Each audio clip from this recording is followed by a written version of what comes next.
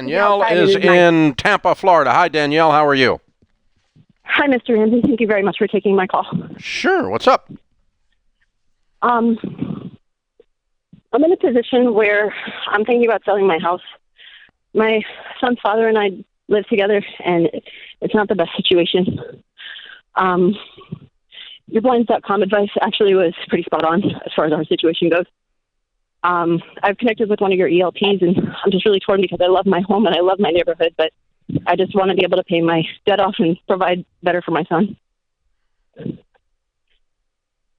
Okay. So you own the home with your boyfriend, or? No, sir. It's just me. You own it? Yes. Okay. When is he leaving? It's a great question. Well, I'll give you the answer. Tonight. I can hear it. No, I can hear it in your voice. You sound really afraid to me. Yeah, well, I'm trying to talk to you outside, and he's actually standing next to me because he can't go inside.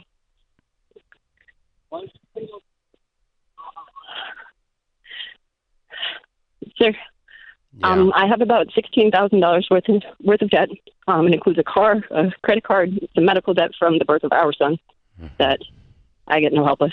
Yeah. My home, your ELP said that I could potentially walk away with about $88,000. Yeah. So I could reasonably pay all that off.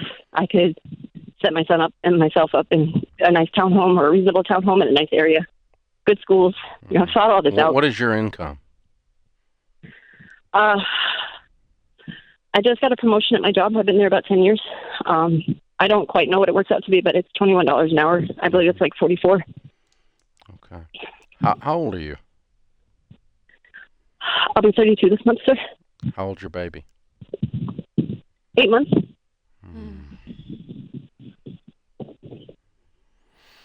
Okay. I don't know if you need to sell your house or not. You may. That's possible. But that's not your problem today, is it? No, sir. Yeah. Okay. Do you have family in the area? Okay. I do. My mom passed away about 2 years ago, unfortunately. So I still have my dad and brothers. And you have dad and you have a father and brothers in the area. Yes, and my grandma and my aunt who would have room for me and Charlie, my son. Okay. You need to get in the car and go to your dad's house when you hang up the phone.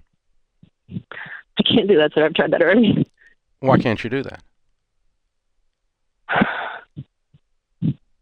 Do I need to call the police for you? No, sir. We've already gone through that. Well, I'm about to go through it again.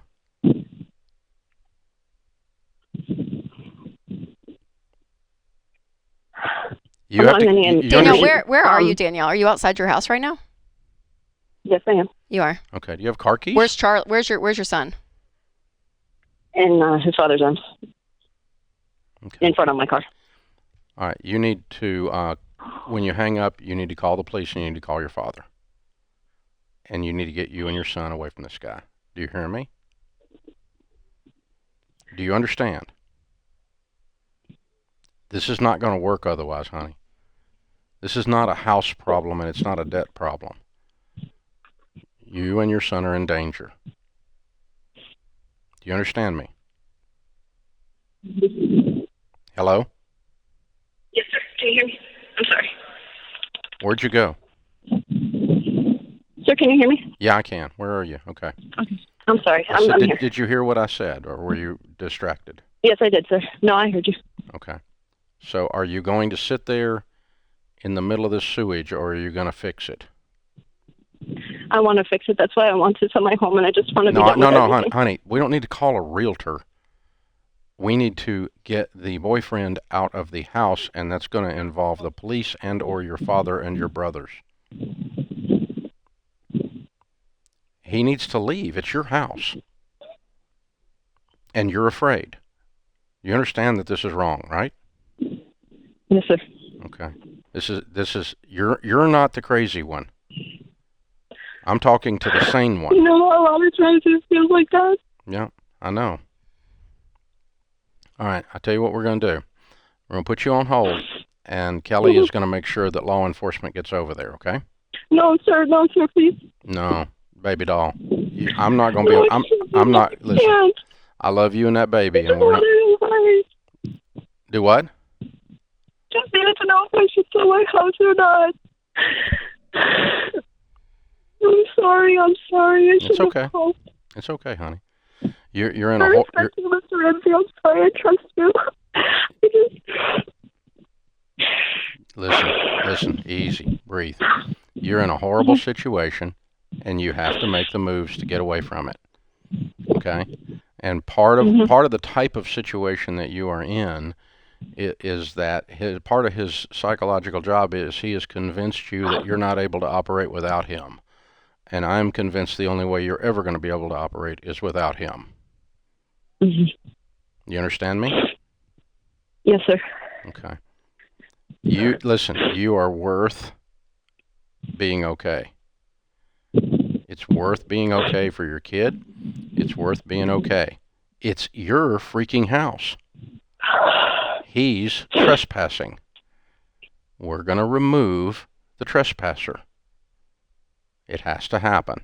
Okay? You have to get away from this guy. Anyone who calls a national radio show and is in this kind of distress tells me that there's serious stuff going on inside your walls. You understand?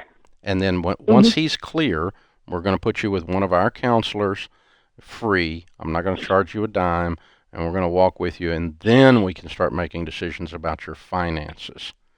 But you don't have a financial problem.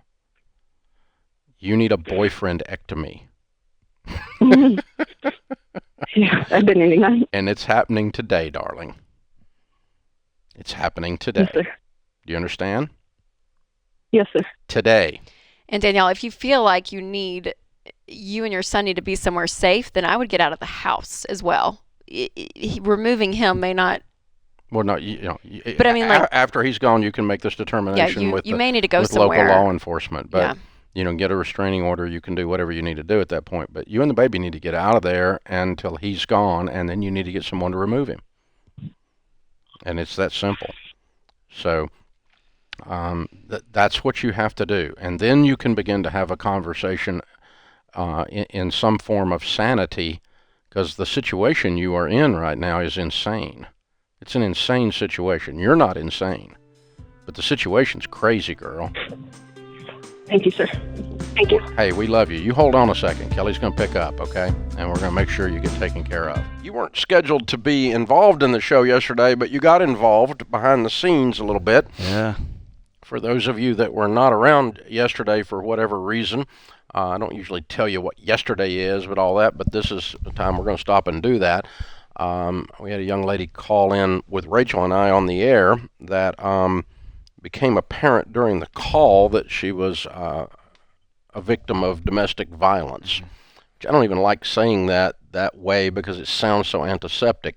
She was a victim of her boyfriend beating the crap out of her, is a better way of saying the truth. And we determined that, and then while we were on the call, we determined he was in the room, that he had walked in and was not happy. And so it went from a financial question to a question of her safety and her child's safety and so forth on the air, live. It's pretty wicked weird and wild, but walked her through that a little bit. And John just happened to walk by the studio and stepped in, and I put her on hold, and he has done a lot of trauma and crisis intervention type counseling over the years, and so trained in that, but also experienced in that. So you got on the phone with her, and we were able to get the police over there very quickly, and the young man is sitting where he should be now, in a cage, which is where people like that belong. And so I think they call that a jail, but I called it a cage. Very similar. Either one is very similar. Either one's fine with me, but they're both similar situation here. This is where this little guy needs to be. And so that was pretty wild discussion you were having in there off air. Yeah, I noticed at one point I didn't know who was in there. You kind of zone out and try to lock in face-to-face, you lock eyes, but in those situations, you lock hearts with somebody. And then I noticed you had come in there after a while. But, yeah, it was intense, mainly because it was live. It was happening live, and she was not – it wasn't philosophically unsafe. She was unsafe now. And somebody else had her kid. And then you've got a mom who needs to protect herself. But I'm not going to leave my baby unprotected. And now you've got a messy situation. And whenever I show up to something like that, I'm always looking at escalation trends. Is this thing slowing down? Are people separating and they just yelling at each other? Or is it moving up? And this one moved up real rapidly. And luckily, the police department there was super responsive, and they showed up, and I'm grateful to them. And at the end of the day, man, we're talking to a really brave young woman. Brave new mom, and she's got a hard row ahead of her. But yeah, things got pretty dicey there for a minute. Yeah, and that's not us Hollywoodizing this thing. It got pretty dicey. It was very real. Yeah, and he's a violent dude, and so the yeah, of course. So the end of the story is she's safe. Her family's around her, and of course we've plugged her in with financial counseling. She does have some crisis financial situation as well. And we've got some resources there, some but domestic violence really resources. was not even on the table for discussion yesterday. Right. So, but our team is rallying around her. We're plugging her in with counselors, and of course, no charge. And we're just going to walk with her and make sure she gets her life changed in a different direction, because it sure was going down the toilet pretty fast there. And we did. We connected her to some domestic violence resources there in Tampa too, so that she can have a local community that can be hands-on there. So she's safe and good. For those of you that were listening, a lot of you have been, emailing us and worried and so forth, and so we thought we would give you guys a bit of an update. And it's odd. You and I were talking, I think it was last week on the air, about this correlation between extreme control over money issues and domestic violence. Yep. There's a correlation between that, because there's this where a husband or a boyfriend, it will not let you pick the cereal at the grocery store. You can't go grocery shopping by yourself. You can't buy detergent. You can't do anything without his approval on every little nuanced thing, where there's that level of weird, toxic control over a lady, a woman, with the money. It's a high statistical indicator that he's probably hitting her. It's just about power, right? And I'll take that power wherever I can get it. Yeah. It's about power and control, and boy, that was going on yesterday, and you could smell it in the air. So I put her on the air. It was, it didn't take a genius to figure out to figure out what I was dealing with, what we were going into there. But I think the thing that you can't get away from, on the positive side or the negative side of toxic behaviors, is that personal finance is 80% behavior. It's only 20% head knowledge. So the chances of you being in a relationship that are that dysfunctional and being wealthy, becoming wealthy in a dysfunctional setting, is just almost impossible. Right. Because these things don't live in one nice little compartment over here, and then not bleed over. Or not bad metaphor, but don't reach over into the other areas of your life. Absolutely. So, you can't be a punching bag in one area of your life and then suddenly be prosperous and healthy and winning at your career and winning at your wealth building and that kind of thing. They just don't. We can't compartmentalize that tight. Right. And one of the challenges with relational abuse of any kind is you accept that as a given. You accept that as, well, some days are good days. Occasionally he'll come in crying saying he's sorry and it's going to be okay. And so you start trying to solve that inner chaos at the margins. You start trying to think of, well, maybe I can get a better interest rate, or maybe I should trade my car in, or it's probably my job. And you distance yourself from this core nuclear reactor issue. That is, hey, you're not safe. Your baby's not safe. And this thing just escalates this way, right? So to anyone listening... the decisions you make on the money on the fringe is to avoid the nuclear reactor at the center are never good decisions. They're not. Because you're making them out of chaos, right? Yeah, well, and you're making them in order to mask. That's right. And instead of dealing with the core issues. And so, Larry Burkett used to say, debt is not the problem, it's the symptom. There you go. And so it's a symptom of a behavior. Well, I heard you say something yesterday through the window that I think is worth reiterating. you listened to her and you said, hey, hon, you are worth being saved. You're worth more than this. And so anybody listening who's in any sort of abusive situation, exhale and drop your shoulders for a second and look up in the rearview mirror if you're driving, or look in the mirror at your house. You're worth being saved. So, Ken, the Wall Street Journal reads, the IRS wants to look at your bank account. On your next trip to the ATM, imagine that Uncle Sam is looking over your shoulder. As if your annual tax filing wasn't invasive enough, the Biden administration would like to look at your checking account. Charles Rettig, the commissioner of the Internal Revenue Service, wants banks to report annual cash flows for ordinary account holders. Treasury Secretary Janet Yellen is promoting the plan, and the House Ways and Means Committee is debating whether to include this mandate in the Democrats' $3.5 trillion spending bill. Ms. Yellen says the reporting will help to catch wealthy tax dodgers. In a recent letter to the committee, she said the plan would reveal opaque income streams that disproportionately accrue to the top. Yeah. The wealthy are evil, and I'm sure they're all hiding their money in the bank. You stupid woman. Seriously. Well, this is unbelievable. Had I not seen that this was an actual article, I would have thought this was a spoof from The Onion. This is so unbelievably outrageous that the federal government is kicking around the idea of being able to look into our bank accounts. Let me tell you something. This is going to get nasty right here, because there's always another way around it. Every time government tries to move and pivot to take away our personal freedom, people figure it out. And I hope some bankers are paying attention right now, because I'd be looking for some shortcuts. Can you imagine that this would not help deposits? That's what I'm saying. Yeah. It's going to disrupt and destroy an industry. Yeah. I got to tell you. The IRS plans to review every account above a $600 balance, or because that's the people that are, these are the wealthy tax dodgers here. Well, there's the catch. Yeah. It's not about wealthy people. It's about everybody. Yeah. It's about control. Again, it's time for some pitchforks to come out. I got to tell you, a little bit of a need probably a couple of torches to go with the pitchfork. Yes, it's also a privacy breach waiting to happen. Not long ago, the confidential tax records of Jeff Bezos, Mike Bloomberg, and other wealthy Americans were exposed by ProPublica. Whoever leaked or hacked those records committed a crime, but the IRS has revealed nothing from its promised investigation. Adding bank account info to the IRS trove would risk the disclosure of savings and spending information of political adversaries in the same way. No, that would never happen. 23 state treasurers and auditors signed a letter last month opposing the plan, calling it one of the largest infringements of data privacy in our nation's history. You think?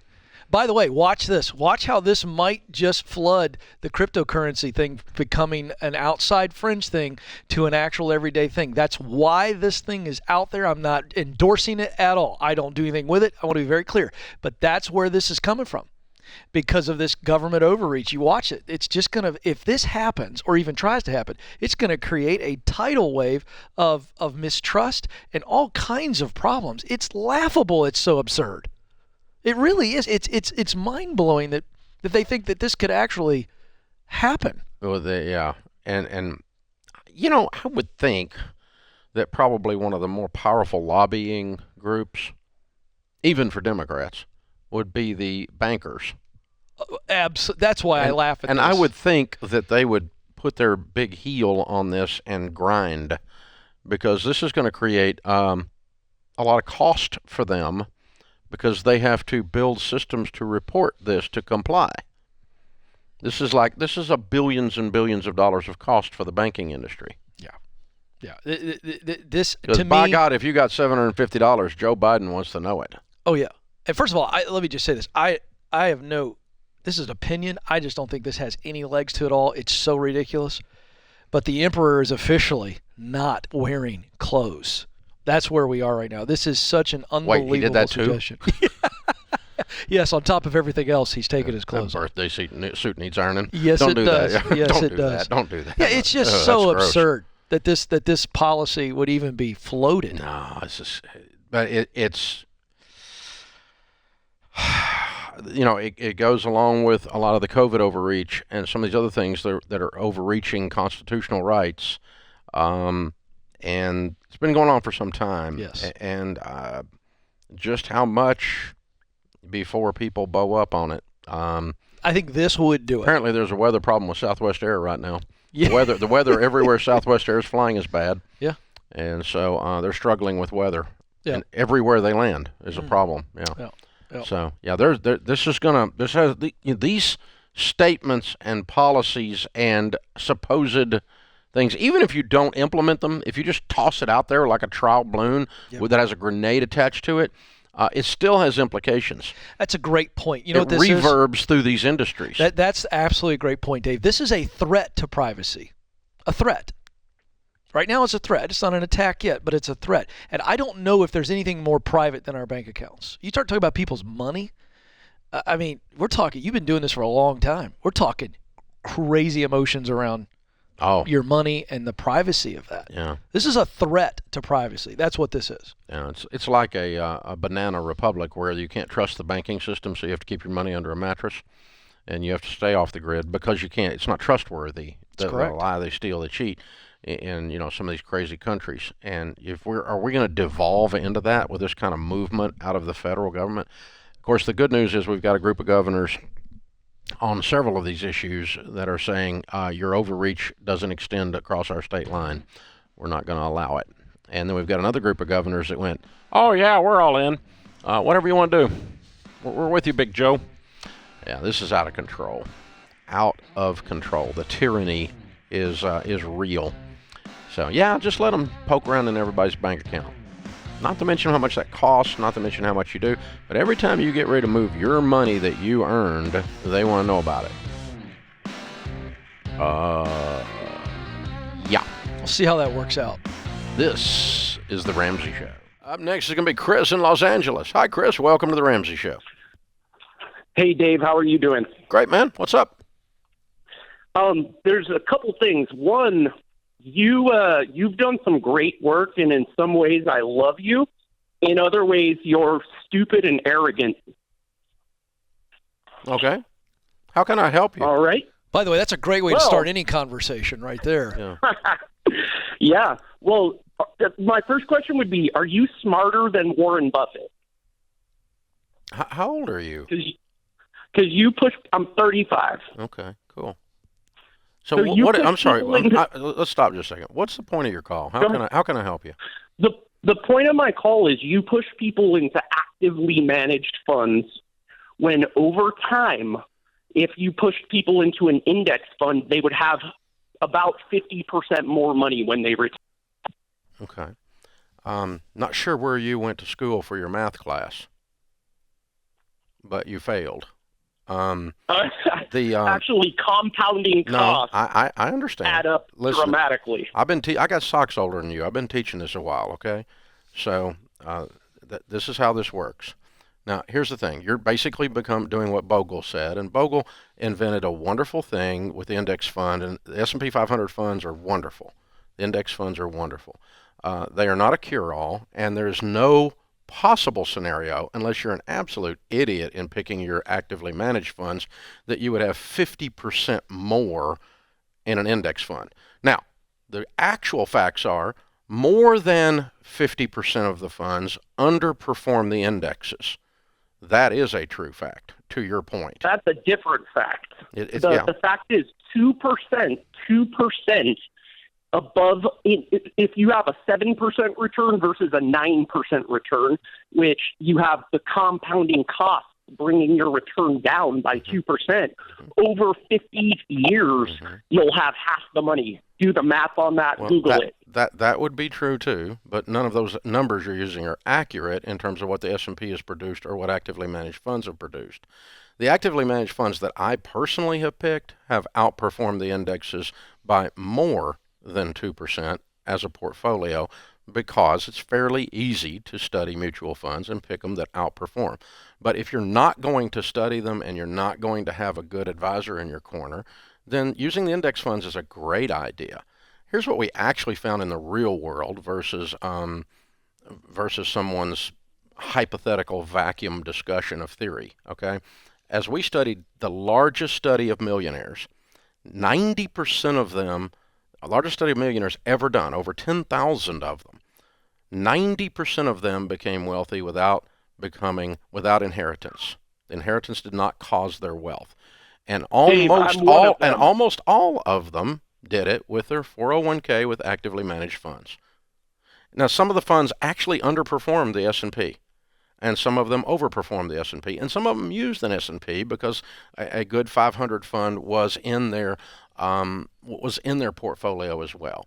Now, let's go back to Warren Buffett for just a second. Are you aware that Warren Buffett does not have all of his investments in index funds?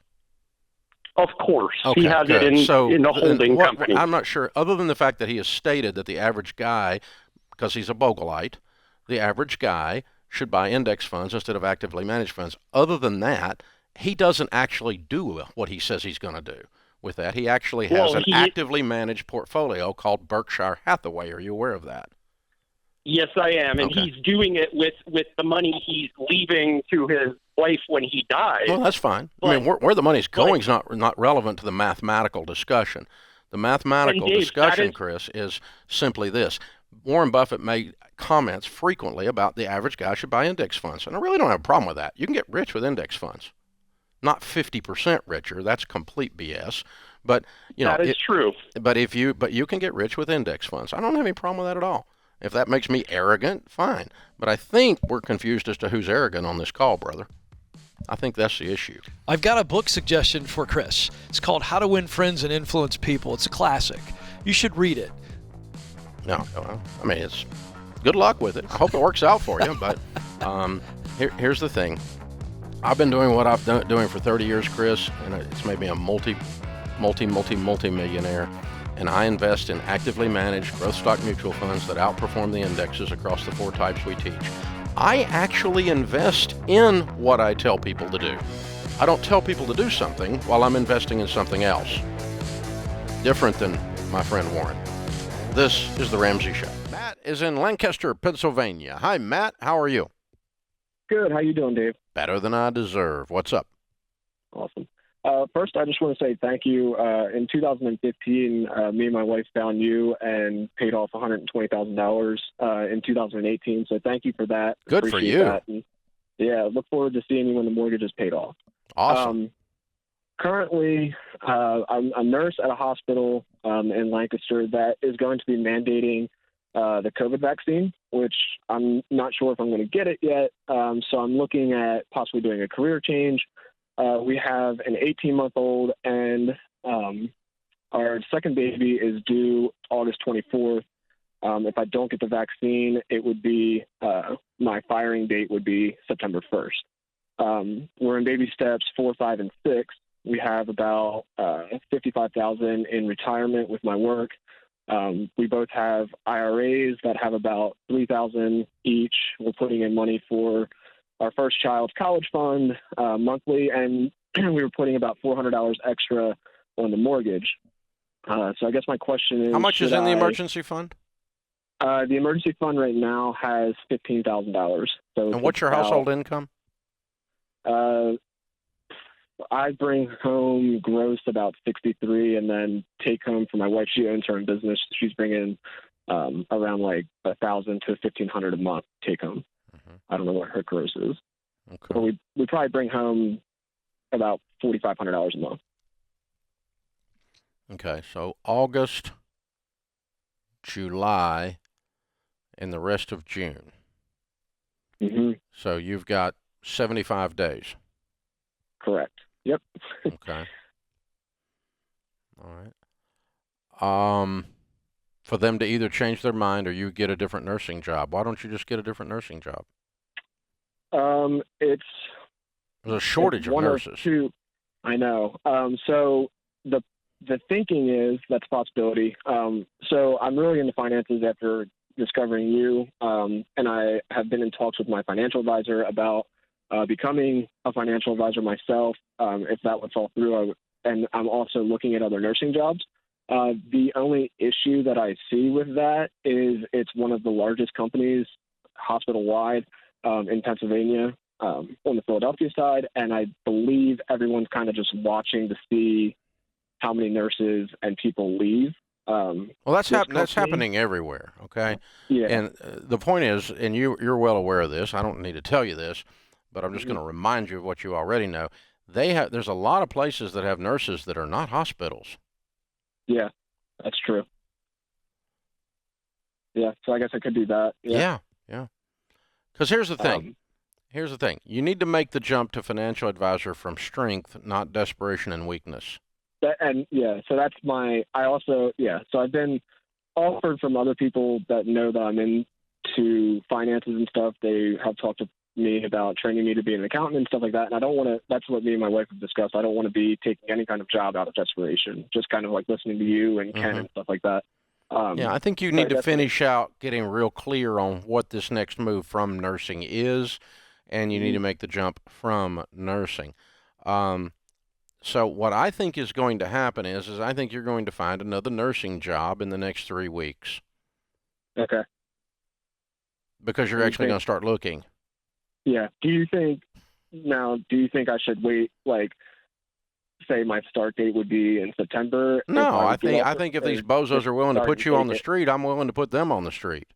Okay. That's kind of my feeling too. Do you think now with that, would you stop investing? Because we're investing 15%. No, I think I'd go get a job making more than I make now and quit the Okay. bad job with the bad people. Okay. All right. So here's what's happening, okay? This is happening all over America. Yeah. You know, we've got large companies mandating vaccines, and people are leaving them in droves. Okay. So hospitals, I've talked to 20 people in healthcare in the past 3 or 4 weeks, and what's happening is that they're doing stuff like they're talking about doing with you, and the nurses are saying, I'm not taking this thing. I'm out. Yeah. I listen, I'm not signing up. So then what happens is they take where they've already got a nursing shortage at that hospital, and they exasperate it, and then once they make the decision, then they go back and undo the decision because they realize how screwed they are because half their people walk out. It's like causing a strike. Yeah.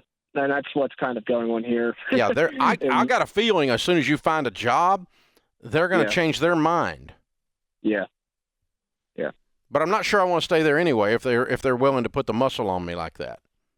Yeah, that's so. Again, being in the financial situation we are, thanks to you guys, I feel like I can leave. There's definitely a lot of my coworkers that feel. Yeah, like you can leave because you can go make more. Yeah. Because you're in a fabulous field. Nursing's a fabulous field. You're only as secure, not as some company providing you security. You're only as secure as your ability to go land another thing doing it. In nursing, you can always land another thing doing it. So you've got security because of your knowledge base and because of your licensing and because of your willingness to do what you do. And thank you for doing it, by the way. But, yeah, I had a friend of mine the other day. He's working for a huge corporation. He'd been there for years. And he was going to retire in 2 years. And they said, you have to have a vaccine to come back into the office. And he said, okay, I'll just retire now. And he's one of their top sales guys. And they lost him. You people in corporate America are idiots. Y'all are idiots. You're just dumb. It's unbelievable. And it has nothing to do with you really think somebody's going to get sick. You're just virtue signaling. You just want to look like, I'm sensitive. You're not sensitive. You're corporate America. You're idiots. And you treat a guy like this who's been serving people like a slab of meat. And you know what he's going to do? He's going to walk on you. That's what he's going to do. And that's what you deserve. Golly, unbelievable. Look, if you want to take a vaccine, I'm not mad at you. But somebody mandating that you have to do that or you lose your job, hey, they deserve to lose the talent. They deserve for talent to turn on their heel and walk out the door. See, around Ramsey, we got a rule. We don't have a rule. You can wear a mask if you want to. You don't have to wear a mask if you don't want to. You can take your temperature at the door if you want to. Or you cannot take your temperature at the door if you want to. And everybody's getting along and nobody died. Isn't this a wonderful thing? But just don't be pissing and telling everybody else how they got to live. A bunch of people telling everybody else how they got to live. Mind your own business. Can we talk real estate for a second? Yeah, let's do. So we were talking during the break about just even in Nashville, it's crazy right now. Like our friends are trying to buy houses and they're asking like insane over asking price and they're still not getting it. Like it's just wild. So COVID plays into this.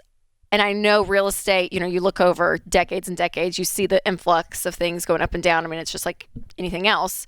But it just feels like it's insane right now. And I don't know if that's just because we live in Nashville and Nashville. No, it's everywhere. So what does COVID cause people? Because I would think coming out of 2020, you almost are more conservative and you're holding tight and you're staying put because it still feels a little unstable, right? Like we're not even, I feel like, out of all the stuff with COVID.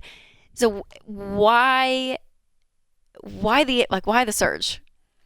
Well, it's several things, but the baseline on it is there's a shortage on new housing because the lumber factory shut down.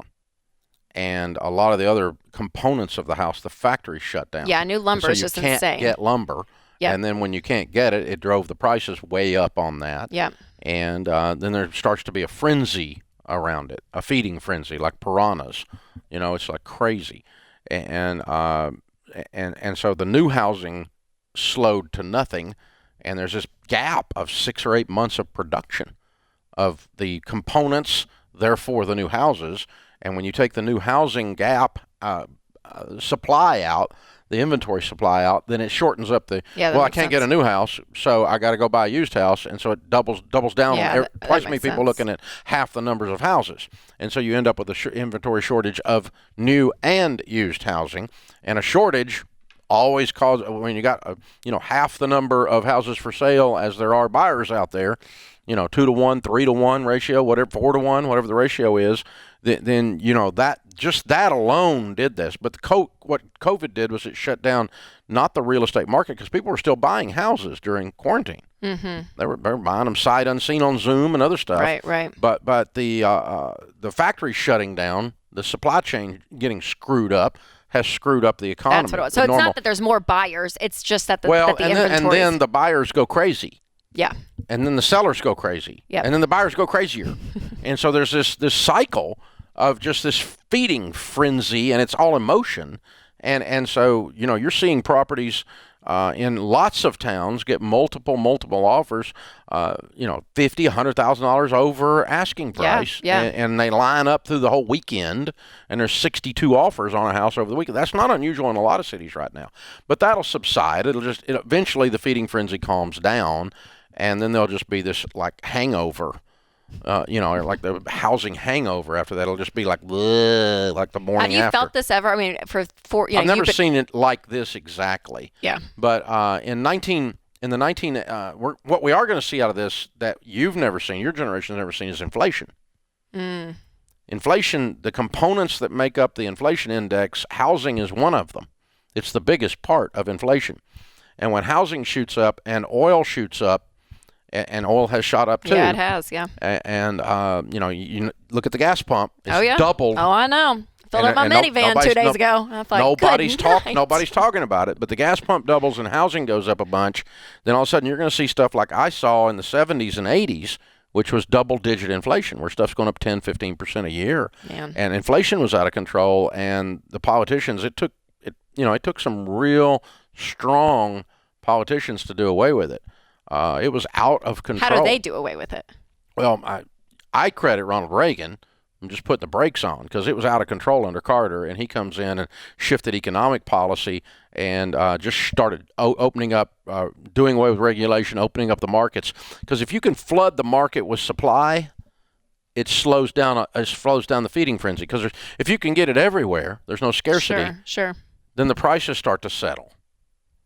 If there's an oversupply, prices go down. If there's an undersupply, prices go up because there's people chasing it. Sure, right? supply and demand. If half the number of people chasing it as there are, you got 2 houses for sale for every buyer. Mm-hmm. Well, all of a sudden prices stabilize, start to go down, or at least quit shooting through the roof. So the out of control upward inflation. So we're probably going to see some actual inflation out of this, which we've not seen in 2 decades. But in 1982, or 1980s under Carter, the interest rates on housing was 18%, 17%. I was in college selling real estate. So guess what happened? Nobody's buying houses because interest rate on a house is like a credit card. Yeah, it's insane. Yeah. And so nobody's buying houses. They're all on the sideline going, I can't buy a house with these interest rates. Yep. And so everybody that would have bought a house that year starts stacking up. And you get pent-up demand, water behind the dam. It's getting ready to spill over the dam. And so when rates came down from 18 to 14, I was selling real estate at 22 years old, and rates were 14, and there were cars lined up around the block in the new subdivision. It was like From just that 4%. I mean, like it yeah, just... but it was 3-4 years of nobody buying a house. And the floodgates broke loose. 14 was enough to get them out of their house. Yeah. And it was like COVID. They lined up around the dadgum block buying these houses. And guess what? Prices went up. Mm-hmm. Interest rates continued to go on down, Yep. of course, over the years after that. We saw 12, and then we saw 10. And I was on the radio by then, and I'm like, oh, you'll never see single-digit interest rates again ever in mortgages. Well, obviously, I was an idiot and didn't know what I was talking about because we've had single-digit interest rates, and now we've had for a decade, we've had 2 or 3%. I was going to 4%. say, it's like went down to 2% last year. Yeah. You know, you watch these That's interest crazy. rates. That's the other thing. You watch these interest rates go up with inflation. Yeah. It'll shut this housing market down. I was going to say the correlation between inflation and the interest rates. If you go from 3 to 6, this housing market will freeze like a deer in the headlights. It'll just stop. People just stop buying. They'll just back up and wait. And you're going to see some of that back and forth now. It's going to be a little rocky, a little volatile. But it won't. This feeding frenzy that you've got right this second is not going to continue. Yeah. But you do not want to be buying a house or selling a house right now without a pro in your corner. Oh, sure. This is not amateur hour right here. It's really not amateur hour. It's just a bizarre. This is how you can overpay for something or not get them. You could be off $100,000 on what you could have got with an agent that knew how to manipulate the whole process. Yeah. Because it's basically a freaking auction in some of these cities on some of these properties. That was one of ours in our neighborhood. The builder did an auction. He was like highest price, and people were like, I mean, it was Just crazy. put them out in the front yard. It's crazy. I was like, what is happening right now? Yeah. Yeah. Just well, wild. that's that. It's. I didn't know if it was just now. Yeah. But it's an emotional frenzy. Well, and that's Is it all it too. is. Buying a home. If you just back up and go, right now, I'm just going to chill and watch all these crazy people finish. And when they finish, then I'm going to walk back in there because you can't get a deal in most markets. All right, today's question comes from Jennifer in Kansas. My husband is 100% sure that the world will end soon or martial law will take effect and money will not hold any value. Because of this, he will not save. He has business and personal credit card debt. He has zero savings and spends his money as fast as he makes it. He's up to date on his payments but has no interest in paying them off so he can start saving. I am currently saving as much as possible and will have the last of my debt paid off later this year. I have life insurance in place for all of us and a 401k. He will also be able to draw my pension at my old job if I should pass before he does. I feel like I'm the only one preparing for our future, and honestly, it's hurtful. I don't know how to get through to him that even though the world may end in our lifetime, we should still be responsible with our money and be prepared. How can I get through to him? Dave, how can she get through to him? Well, I mean, the extreme way you've explained him, this is not somebody who's merely a prepper. This is not someone who is merely feels like that the culture is deteriorating. This guy is so sure, he's so paranoid that the whole thing is going to crash down, that he, according to you, this is according to Jennifer, that he is doing nothing responsible. He's just living his life today. Now, or he's a complete liar, and this is his excuse for being a freaking child. Right. And doing whatever he wants to do. Either way, this guy is exercising at a level of mental illness that is pretty extreme. Right. This is a paranoia situation. Or it's a depression that is lapsed into, I literally can't think through to tomorrow, so I'm just living for the next 5 minutes, the next 10 minutes. Yeah.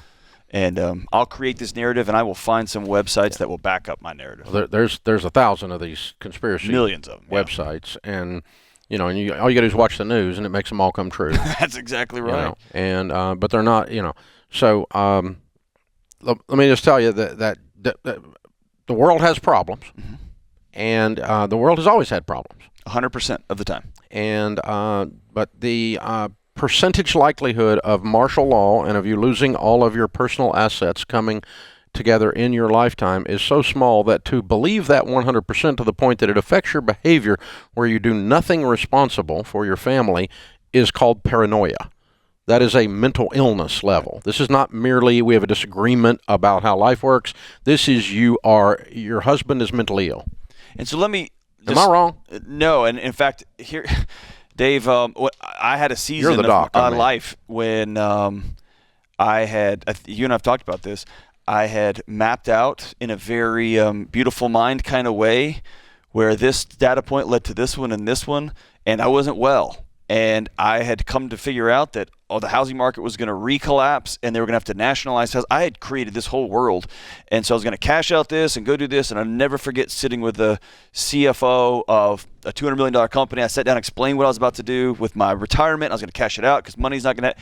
And I remember him gently looking at me and saying, I don't really understand this. Please don't do this. And I left that meeting and I thought, he doesn't see it. He didn't get it. And I'm a guy that barely knows how to work a spreadsheet, right? So here's the thing. When somebody is in this position, data and facts don't help a lot. What somebody in this position needs to go get help. Yeah. I had to go sit down with somebody and say, I'm seeing the world different than everyone around me who loves me, and I need some help. Yeah. And you're right. The world's got problems. It does. One of my close friends gave me a quote that has stuck with me forever. And he said, John, I got a lot of plans, but I don't have a meteorite plan. If a meteorite hits us, I will deal with that on that day. And the idea that suddenly money's going to hold no value and tanks are going to roll on every street, if that happens, I'll deal with that on that day. And until then, I'm going to be responsible and care for my wife who feels like she's drowning over here by herself, and we're going to go from there. Yeah. He's not going to give in to that because it's futile, right? Yeah. It's just futile. Yeah, he needs to see. He needs help. He needs to see a counselor.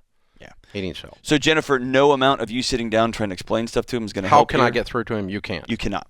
You cannot, because his brain is not functioning properly. Right. If somebody in his life that he is somebody that he trusts that would sit down with him and say, hey, let's go talk to somebody, great. If you say, hey, I'm going to go talk to someone, I'd love you to join me, that'd be great. But he needs to get some help. Yeah. And by the way, he doesn't think he needs help, so that's probably going to be very difficult. So, but the point is that this is not, you're not going to solve this riddle. You don't have the tool set. I did have a friend that came and spoke truth to me. My wife spoke truth to me, and I wasn't this bad, but that was helpful. It was two people that I trusted, and I said, I'm going to go talk to somebody then. Yeah. Well, I think you might get some guidance from a good counselor if you were seeing one on how to deal with this situation. Because here's what's ultimately going to happen, okay? Having dealt with couples in your situation for 30 years, one of two things is going to occur. And there's really not much middle ground. There's not a third thing. It's one of two. He is going to recognize this, get some help, and gradually over time get better, and your lives are going to get better and get more normalized, and you're going to be able to aim at a future and build some wealth and get out of debt and start living reasonably. And you're going to start taking some incremental, not instantaneous, but some incremental steps in that direction, which will give you hope. If that does not occur, 100% of the time, at some point you are going to boil over, a switch is going to flip, and you're going to be done. And there's going to be no talking you back. Because when ladies in particular are done after holding their breath for a decade or for 3 years or for whatever, when they're done, you can't switch them back on. You can't switch them back into love mode. You're in resentment, and that's ash. It's right? over. That's right. It's over. And because they reach that I've had it moment, and they really have had it, and they're really gone. And so don't let that happen to you. It's going to happen to you if you don't control the process. Now you can control the process, and you say, okay, I'm gonna give him this much time. I'm gonna try these 5 things to encourage him. At that point, I'm gonna call this because this I can't be married to a crazy person, and he is mentally ill, darling.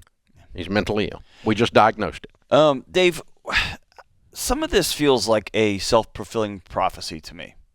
That if you get enough people saying, well, money's going to be of no value, so let's just blow it all and run up all of our debts and go. But that's the quickest way for money to have some serious problems, right? Is that fair? I don't know enough about monetary policy. That it just feels like you're we're starting Well, to see a. What Rabbi Lappin says, he says money is not actual, it's spiritual. So when I give you a $100 bill, the actual paper is not worth $100. Right. It's a spiritual transaction of trust.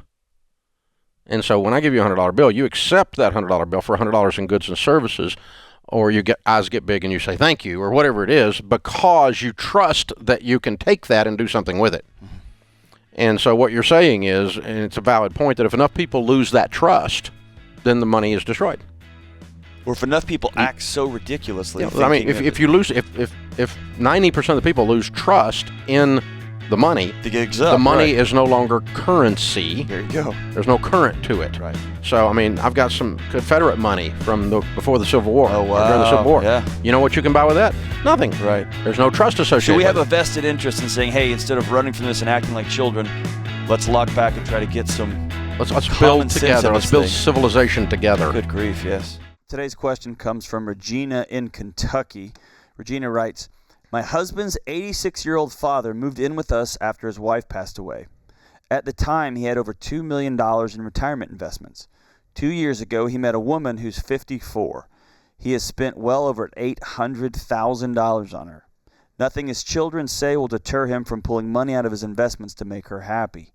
When we talk to him about this, he says if he runs out of money, we'll just have to provide for him. My husband and I did not sacrifice to build our retirement just to support a lovesick old man. Whoa. Dang, dude. Whoa. What is the family obligation Slice. to support aging family members? Can I just divorce my father-in-law? You know what, Dave? I've been doing this a long time. I've never heard that. Wow. Can I divorce my father-in-law? A lovesick old man. Lovesick She old is man. over this. Can you tell? Dave, what do you think about this? About her? I think she's pissed. I know she is. Yeah. Yeah, it's pretty obvious. The email has heat on it. Yeah, I just set it down. It burns. This reminds me of an inverse problem, and I don't have a ton of experience with 86, 87, 88, what we call geriatric older folks, family members. I know that there is I feel a responsibility, if you will, to love and support my parents as best I can. The other side of this is it reminds me of an old Henry Cloud statement when you're talking about young kids, which is if he's 15 and he was acting like this, Dr. Cloud would say, he needs some problems. Mm-hmm. And the 86-year-old who is taking advantage of his children at this point and just burning through his money, which he's allowed to do, it's his money, but he also has no repercussion for it because he feels like he's got a safety net. So at some point, it feels like his kids can set their boundaries, and then Dad, with his $1.2 million left, gets to make some of his own decisions. Yeah. What do you think about that? It sounds Farby feels harsh just saying that out loud too. No. Here's the thing. I think that we're called to take care of our family. I agree. But we need to define take care of our family. Right. The problem with enablers is that they, and she's not, but the problem with enablers is that they define help improperly. They provide help as being nice and allowing people to continue in their misbehavior. That's not actually helping this man. Correct. This man has another problem, okay? Everyone hearing this story, through this lady's eyes anyway, is really confirmed that this 54-year-old is not attracted to this 86-year-old. She's attracted to his money. Right. She's a gold digger. He's we're well aware his lavishly on birthday suit needs ironing, okay? I mean, this is not an attraction. This is a money thing. It's a money play. And so... he's being taken advantage of. Right. Are you helping him by winking and nodding at it? That's enabling. I don't think you're helping him. Right. So I think you got to love him, not be disgusted. Love him enough to not be disgusted with him. She's pretty angry. Right. But gently and kindly just say, Dad, there's some consequences of your misbehavior. Right. Because this lady's not after you. Yeah. She's taking advantage of you. Everyone that loves you is telling you that. And you technically have a right to be stupid. That's not illegal. It's your money. Yeah. It's your money. But you can't live here while you're doing it. We're not going to condone it. And you need to go ahead and be on notice that we do not feel obligated to take care of you as if you didn't burn through $2 million by giving it to a gold digger. And so, Dad, if you're going to continue to give her money, you can't stay here. Yeah. And you cannot expect future help from us. Now, if you're hungry, you can come over and have dinner. Mm-hmm. We're not going to allow you to be hungry. We're not going to, but we are not obligated to support you while you're doing cocaine. Right. I always just kind of, one of the things I do in my head if I think I'm being an enabler, because people think I'm just a smart aleck, which I am, but they also, but I got this huge heart, and I have a real tendency to participate in people's insanity. Just keep going and going. I don't know. I think most people do. Yep. Most of us that love people, we have a tendency to do that. And I just extrapolate it to something extreme and say, if he was doing cocaine, would you allow him to stay in your house? Right. No. Well, all that is another form of misbehavior. If he was boiling crack in the back bedroom, would you allow him to stay here? That's another form of misbehavior. But that's kind of taking it crazy. But that helps you think about, even though this is a little more socially acceptable than boiling crack in the back bedroom, right? And so you do boil crack. Not really, but I'm gonna let it ride. I'm gonna let it ride. Cooking crack. I didn't want to drop my crack knowledge here on the show. In the middle of Wrong my soliloquy, That's but right. You'll mess up my poetry. But yeah, that's. Can I tell you some heat that I feel on this? Yeah. And this is since Regina's not here. I think she's been mad a long time. She's been mad a long time. She's mad at her husband for not stepping in the middle of this. And this is hard, but when you have an 86-year-old in your home with this kind of money, it's easy to start spinning it in your head. It's easy to start thinking, man, just when so-and-so passes away, we'll be able to get this and we'll be able to take care of that. And to see it just liquidating on somebody who you think has ulterior motives. Oh, well, we all do. It just... I think she does. Right? Yeah. I mean, I don't think there's any question about that. But yeah, you need to check your own heart and make sure what you're really. He's allowed to do what he wants to do with his money, but he's not allowed to live in my house. But you got to draw boundaries, yeah. And I'm not required by moral standards to take care of someone's misbehavior. I am required to honor my father and mother, which means I honor the office of father. I'm required to honor the president. We've had several presidents in the last few years that I agreed with almost nothing any of them did. Right. But that doesn't mean I'm going to dishonor the office of the president of the United States. I don't have to dishonor the office of father, but I can dishonor his behavior. There you go. I can disagree with the president's behavior. You can draw boundaries and go, that's out of control. You're acting like an Alzheimer's patient. Quit that. I'm not going to take direction from you. And this is important. Y'all have already talked to him. You've done the right thing. You sat down and talked to him. He said, I don't care. Yeah. She's more important than y'all are. Yeah. So go live with her. Yeah. So go live with her. Draw boundaries. And see how long you get to stay after you run out of money. Not very long. Yeah. About 20 seconds. Oh, man. So that's so sad. That is heartbreaking. But yeah, you are going to have to move him out. And your husband's going to have to be the one that does it. And your husband's going to have to step up and get a backbone and deal with this. Because you're going to end up really further pissed at him if you don't. Yeah, you're going to end up losing your marriage over this. Y'all got to be on the same page right here. Yeah, and it feels like, I think while your husband's gone up to about a 3 boil, you boiled over. Yeah, she's over. and you're going to end up thinking you can deal with this, and it's not in your purview to deal with his dad. No, because what happens is his dad's going to go away and pass away. And then you're going to have to lose your husband because you kicked my dad out. Yeah. And you're going to have a whole other set of mess, right? Yeah. You got to be together on this. There's a different script that's going to play then. That's exactly right. Here's a fun one, John. Credit card debt keeps falling. And here's a sad note. Banks are on edge. Dave, I've got a Kleenex if you need one. I have a tear. Banks are on edge. The banks are on edge. Americans are paying down. This is Wall Street Journal. Americans are paying down their credit card debt at levels not seen in years. That is good news for everyone but credit card issuers. Large card issuers that cater to borrowers ranging from the affluent to the subprime say the overall card balances and thus the firm's interest incomes are falling. To make up for it, issuers are spending more on marketing and they're loosening their underwriting standards, which means that you don't even have to be alive now and they will issue you a credit card. They don't have underwriting standards. They just give everybody a card. Discover said its earnings call last month that the share of card balances that were paid off at the end of the first quarter was the highest level since the year 2000. Capital One, what's in your wallet? Money! said that nearly half of the credit card balances it had at the beginning of March were paid off by the end of the month. Wow. Card balances at 3 companies, including Synchrony, I can't even say that, which is the largest issuer of store credit cards in the U.S. The 3 companies say they're down 9%, 17%, and 7% in the first quarter of the year perspective. Card issuers rely on growing card usage and balances for their revenue. They're wondering if the pandemic trends will turn into a long-term shift. We are very focused on returning to growing loans. I love this next line. Delinquencies can't get much lower than where they are. We can't beat people up anymore, or otherwise our loans keep shrinking, your revenues come down. Margins will get worse. If people don't keep on screwing up, we're going to make less money, guys. Mm-hmm. Okay, guys, how can we, and I love going back to this marketing and loosening. So here's what's going to happen. You're going to start getting these emails and cards in the mail saying, hey, we miss you guys. Yep.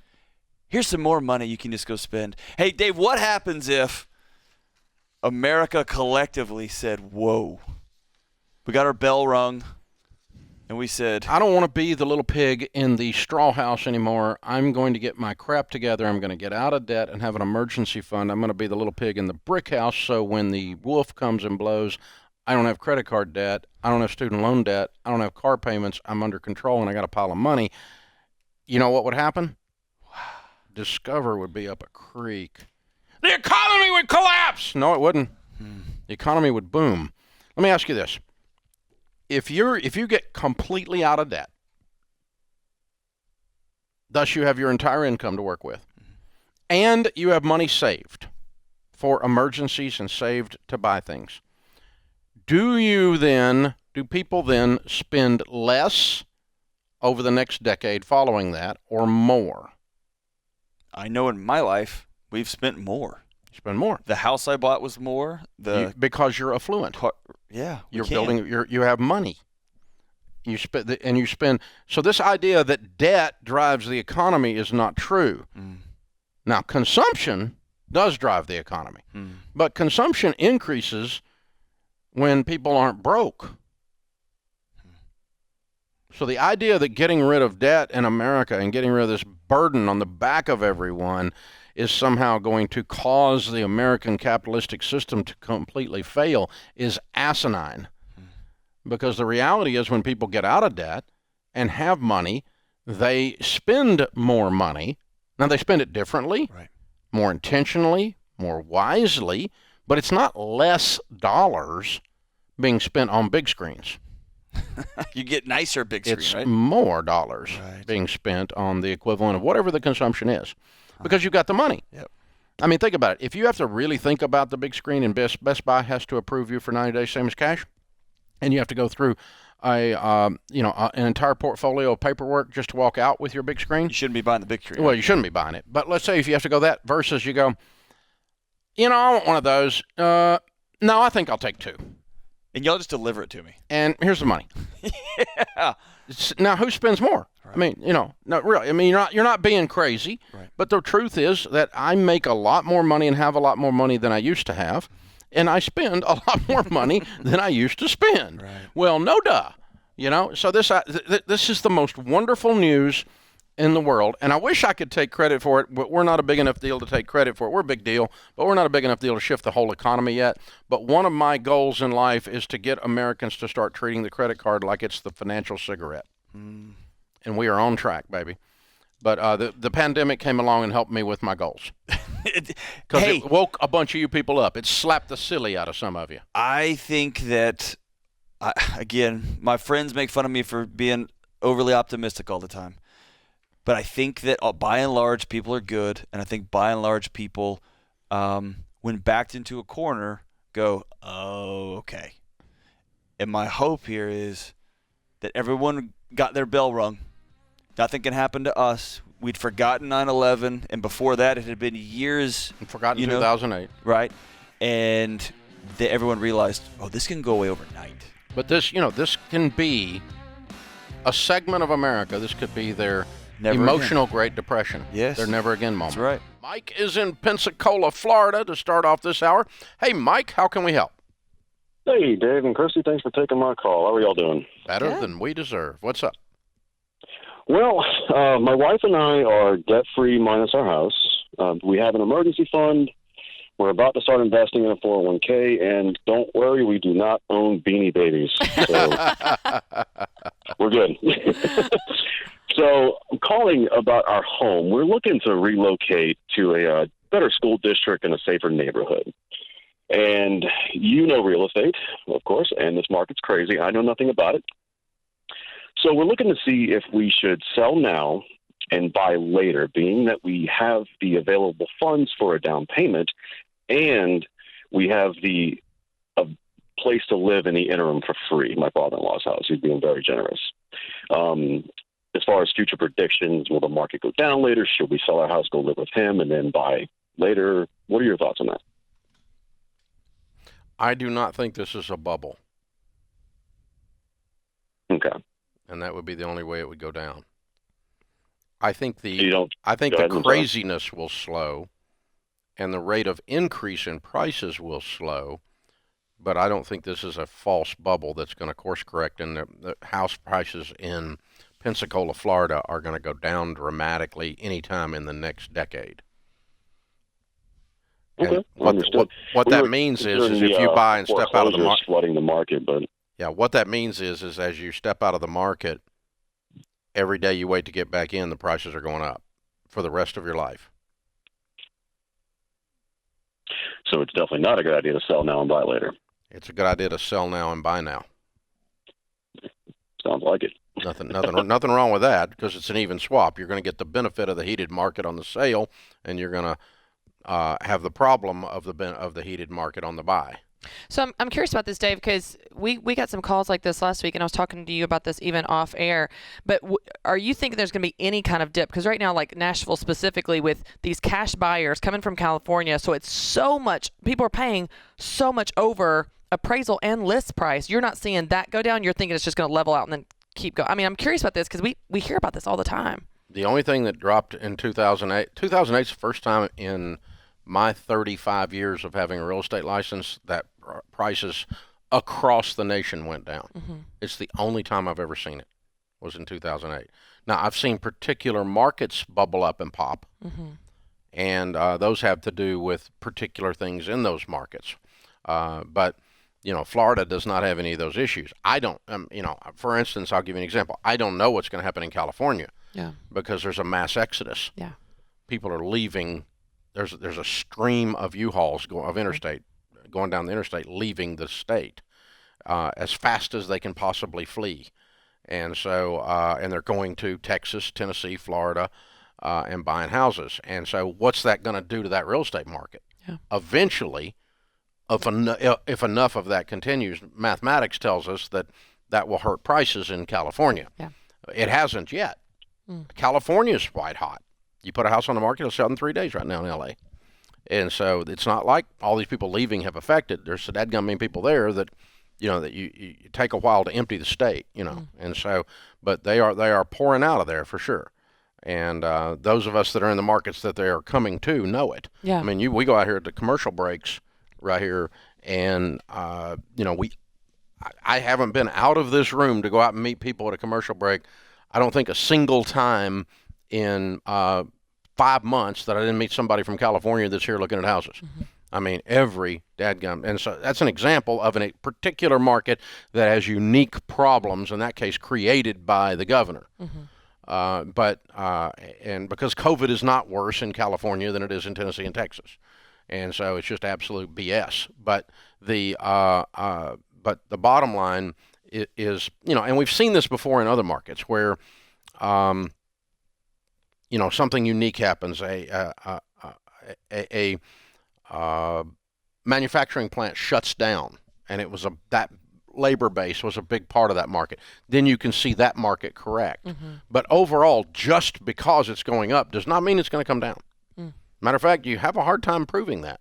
I can think back, again, I got my real estate license in 1978. I have seen very few times that you've seen prices go down from where they were 4 months before and stay down for more than 20 seconds. Yeah. I mean, I they just wasn't don't. sure if it was such a unique situation because of the amount of overpaying.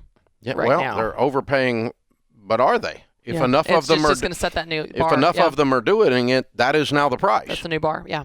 And so the definition, when I went through appraisal class and when I was getting my degree in real estate, the definition of value, of market value, is what a willing buyer is willing to give a willing seller where neither party is in duress. So, in other words, if you're buying a foreclosure, that's someone in duress. You wouldn't count that in an appraisal. Gotcha. But if two perfectly healthy situations and they're paying a whole lot, even more than asking price, then, where we're getting multiple offers on a property and that kind of Right. stuff, we put it on the market, you get 30 offers in a weekend, those kinds of stories are happening all over, then that is the new value. So when people say, I'm not going to overpay for a house, they're not overpaying. That's the new. Well, I mean, you're I think this is overpaying what it would have brought 2 months ago. Right. And you're overpaying what it would have brought Monday. Yeah. But by Tuesday, Yeah. I don't know. Yeah. Because That's interesting. these prices are being driven up by this supply. Yeah. Because what has happened is with the lumber shortage, Right. it's driven the price of lumber up. The cost of new housing is going up. New housing is also harder to get out of the ground. And so we have an inventory problem. And so anytime there's a shortage of anything and there's more people chasing that thing than there is thing, that's a supply-demand curve from the 7th grade economics class. It drives price up. Yeah. That even works with Beanie Babies. Yeah. When too few people, when a big bunch of dollars are chasing too few things, then those things Demand, go up. Anything that has scarcity, in other words, you'd always see the price go up. And so what will happen is this market will calm down as the inventory gets rebuilt. As the lumber factories get to making lumber again at the same pace or an increased pace to offset this, and the prices come back, or the lumber prices will come back down. That I do think, but that's not going to necessarily affect real estate values overall. So anyway, yes, I don't have any problem with you buying right now or selling right now, but I would do both of whatever you're going to do. Not get out of the market. Whatever you're going to do. So I've been dealing with anything that causes you guys grief for 30 years here on the radio. And if we find something that gives you grief, we try to help you with it. If term life insurance is the way to go, we try to find a term insurance provider for you. If getting a high-quality real estate agent is a good thing, we try to do that for you. We do not endorse things on this show unless we believe in them. I don't put my name or my voice on something merely for money. And the most successful endorsements that we've done on this show are things that have to do with a problem you have, and we connect you with someone that is an advertiser to solve that. One of the biggest problems we've run into over the years is people that are stuck in timeshares. You can't give them away. Nobody wants them. You can't sell them even for $1 because nobody wants to take over your fees and your increased fees and all the hassles and all the screw-ups that we've been hearing about this entire hour. So many years ago, a couple of young guys started a company called Timeshare Exit Team, and they were advertising on a small radio station or two here or there, and they got in touch with us and said, we want to come on the Dave Ramsey Show because you hate timeshares as much as we do, and we have a way to get people out of timeshares. We have a legal process with a team of lawyers to bust up into these guys and to get them out. And so we said, all right, let's do that. However, you guys are small operators, and you need to understand when we tell people to come to you, you're going to get a bunch of business, and you're going to have to get your business act together. To say that their business exploded when I came on the air and told people Timeshare Exit Team will get you out is an understatement. Their business skyrocketed over the next few years, resulting in them getting more than 20,000, almost 25,000 people out of their timeshares. But the problem was they were so successful that two things happened. One is they're two young guys running a business, and it's hard to scale a business that fast, and they got where they weren't returning calls that great, so we're jumping on them because we're hearing complaints because timeshare won't call us back from the customer. That's not okay, and it was just because of sheer volume of business. The second thing that happened was that they were so successful that the timeshare companies, they were feeling the pain. It was hurting them. And so Mike Flasky, the CEO of Diamond, which has just recently been bought by Hilton, Wyndham, Mike Flaskey stands up in front of the ARDA and says, I'm going to commit $1 million to putting timeshare exit companies out of business. Anyone who comes at us to make us let our customers go that we're screwing, we're going to put them out of business. We're going to do it with legal fees. We're going to do it with PR and publicity. We're hiring a publicity firm. We're going to put a team of lawyers on this. And he teamed up with Wyndham, and he teamed up with Blue Green, and Diamond did, and Marriott, and whoever else they could get, Westgate, whoever else they could get on the list. And they decided to go after these lawyers and different companies that were running people out of timeshares. And they've gotten bad stories written about people, including they're going after me now. They've gotten the Attorney General in the state of Washington to try to prove that there was something false going on, and there wasn't. And Timeshare Exit Team, although hugely successful over the years, has legal fees in the millions and millions of dollars now trying to defend themselves against this company, and they're running out of money. And so they had to pull off of our show. They couldn't afford to advertise anymore. They're running them out of business. They're running them out of business. They're not out of business yet, but they're having to defend themselves against the Attorney General of the state of Washington. They're having to defend themselves against a massive set of lawsuits brought time and time and time and time again. And all they have done is get people out of timeshares. That's all they've done. And so that's why you don't hear them on the air here anymore. And then Inside Edition shows up and ambushes me for an interview and wants to know why I endorse Timeshare Exit Team, Lisa Guerrera and Charlie. Well, Lisa Guerrera and Charlie, even though I didn't grant you an interview in your ambush in the lobby of the Omni at the Dallas, that was so low class, you two. You ought to know better than that. You don't think I'm going to come back and put 22 million people on notice how scummy you are at Inside Edition? That was so low class. So I'll answer your question. Why did I endorse Timeshare Exit Team? Because they were doing the right thing and getting people out of timeshares after companies like Mikey's had screwed them. That's why I endorsed that company, and I did it with great pride. And they got over 20,000 people out of their timeshares before the legal fees and the bogus stuff from bogus government officials. I wonder how much he was paid. Wow. How much were you paid, Lisa? How much was Inside Edition paid by the timeshare companies? How much did they pay you? I didn't know you could buy a story on Inside Edition. I didn't think you all were that. I knew you were tabloid, but I didn't know you were that low. Or are you just so dumb that you didn't understand you were on the wrong side of this argument on the basis of the consumer? So this is why Timeshare is not on the air anymore. Timeshare Exit Team. But guess who's still on the air? Me. Me. And I'm sitting in a $300 million paid-for building. Neck deep in cash, you jerks. Bring it. Bring it, Mikey. Bring it.